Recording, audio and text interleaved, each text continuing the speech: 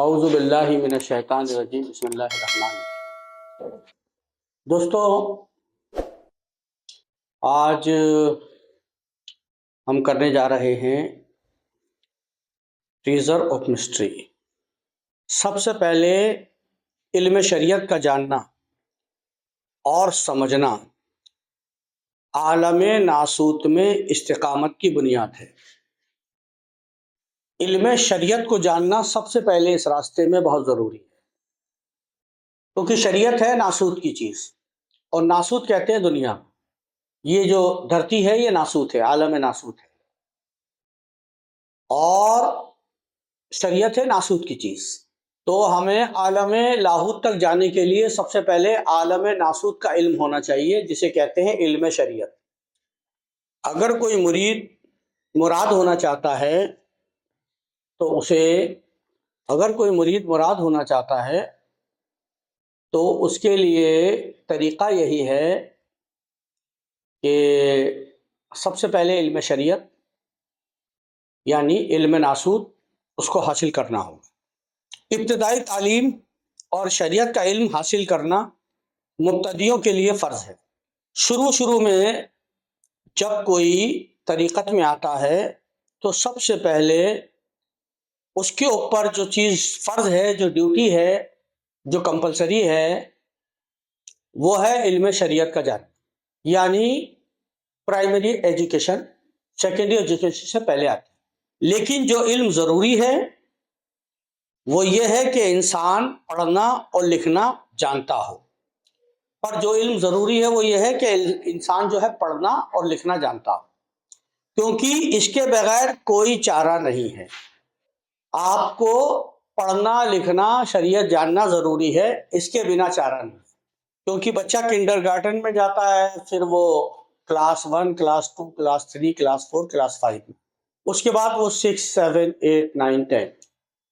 تو سب سے پہلے جو ہے اس کے لیے پڑھنا لکھنا جاننا ضروری ہے، اور علم شریعت اس کا جاننا ضروری ہے۔ اور اگر یہ نہیں جانتا تو سلوک کا راستہ نہیں پا سکتا، اور اگر وہ شریعت کو نہیں سمجھے گا اور پڑھنا لکھنا اسے نہیں آتا تو وہ صوفیزم کا راستہ نہیں پا سکتا۔ پہلی بات یہ بتائی گئی۔ اعمال کی ظاہری اطاعت کے لیے کمالیات اسلام کی شرط ہے، یعنی کمالیت اسلام تک پہنچنا ہے تو ظاہری اطاعت اس کے لیے ضروری ہے، جیسے روزہ، نماز، حج، زکوٰۃ، کلمہ طیبہ۔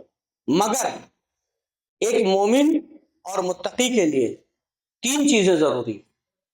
یہ بات جو میں نے کہی تھی وہ مسلمانوں کے لیے کہی، علم شریعت کا جاننا، لیکن ایک مومن اور متقی کے لیے 3 چیزیں ضروری ہیں مسلمانوں کے لیے، اور شروعات میں جو اس راستے میں آتے ہیں تصوف کے، ان کے لیے شریعت کا جاننا ضروری ہے۔ لیکن آپ فرما رہے ہیں کہ ایک مومن اور متقی کے لیے 3 چیزیں ضروری ہیں۔ پہلا علم، دوسرا عمل، تیسرا اخلاص۔ یعنی علم ضروری ہے اور اس پہ عمل کرنا ضروری ہے، اور اس کے اندر پیورٹی ضروری ہے۔ عمل جب مخلوق کے سامنے دکھانے کے لیے ہو شرک ہے۔ اگر آپ عمل کرتے ہو مخلوق کو دکھانے کے لیے، لوگوں کو دکھانے کے لیے، کریشن کو دکھانے کے لیے، تو وہ عمل کیا ہے؟ شرک ہے۔ اور اللہ تعالیٰ نے کہا سب کچھ معاف کروں گا، شرک معاف نہیں کروں۔ اگر آپ کا عمل، آپ نماز پڑھ رہے ہو، روزے رکھ رہے ہو، حج کر رہے ہو، زکوٰۃ دے رہے ہو، ذکر کر رہے ہو، فکر کر رہے ہو، اگر یہ لوگوں کو دکھانے کے لیے کر رہے ہو تو یہ شرک ہے۔ اور شرک جو ہے وہ کفر ہے، یعنی لوگوں کو دکھانے کے لیے آپ نے عمل کیا تو آپ کافر ہو گئے۔ علم اور عمل دونوں باتیں سمجھ میں آ گئی۔ اب آتے ہیں اخلاص پر۔ اخلاص کیا چیز ہے؟ Purity of heart. تیسرے نمبر کی چیز آ رہی اخلاص۔ علم اور عمل کے بارے میں ہم نے جان لیا۔ اخلاص یہ ہے کہ علماء اہل صلاحیت، اخلاص یہ ہے کہ علماء اہل صلاحیت، جن میں کیپیبلٹی ہو، کیپیبل اپنی نیت کو، اپنی انٹینشن کو دنیاوی اور اخروی تفرقوں سے پاک کر لے۔ اب اخلاص کیا ہے؟ اخلاص یہ ہے کہ جو آپ عمل کر رہے ہیں وہ نہ تو آپ دنیا کے بدلے میں کریں اور نہ آخرت کے بدلے میں کریں، اسے کہتے ہیں اخلاص۔ پیورٹی آف ہارٹ کے ساتھ کریں، پوری پیورٹی کے ساتھ کریں، خالصتاً اللہ کے لیے کریں۔ پہلے اس راہ میں آنے والوں کے لیے علم شریعت ضروری ہے، اور اس کے بعد اس پر عمل ضروری ہے، اور اس کے بعد اخلاص ضروری ہے۔ علم آپ نے حاصل کر لیا، عمل بھی کر لیا، مگر لوگوں کے دکھاوے کے لیے کیا تو آپ نے شرک کیا، اور شرک کفر ہے۔ اور اخلاص یہ ہے کہ نہ تو دنیا کے لیے کیا جائے نہ آخرت کے لیے عمل کیا جائے، نہ تو دنیا میں شان سے رہنے کے لیے عمل کیا جائے اور نہ جنت کے لالچ میں کیا جائے۔ یہ ہے اخلاص۔ اب اخلاص کا مقام کیا ہے؟ What is the place of purity?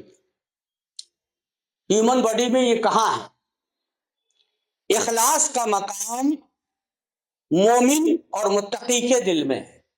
عمل کا مقام تو یہ آپ کے اعضاء ہیں، باڈی پارٹس، جن سے آپ نماز، روزے، حج، زکوٰۃ ادا کر رہے ہیں، لیکن اخلاص کے لیے باڈی پارٹ کی ضرورت نہیں ہے، قلب کی ضرورت ہے۔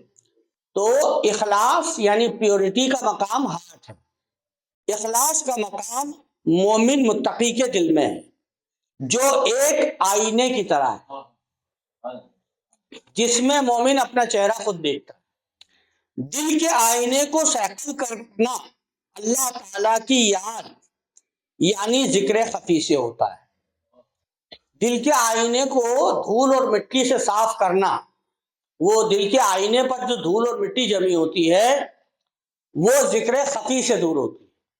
جو خاموش ذکر آپ اپنے دل میں کرتے ہو کہ دنیا کے کسی انسان کو، یعنی یہاں تک کہ آپ کے برابر میں جو آپ کے بیوی بچے سو رہے ہیں ان کو بھی پتا نہ کہ آپ ذکر کر رہے ہو، تو اس سے کیا ہوگا؟ آپ کے آئینے پر پڑی ہوئی دھول صاف ہو جائے، یعنی قلب پہ پڑی ہوئی دھول صاف ہو جائے، جو دل کو استقامت اور حقیقت کی طرف لے جانے والی ہے۔ جب آپ کے دل کا آئینہ صاف ہو جائے گا تو آپ جو ہے استقامت یعنی اسٹیبلٹی اور ریئلٹی کی طرف چلے جائیں گے۔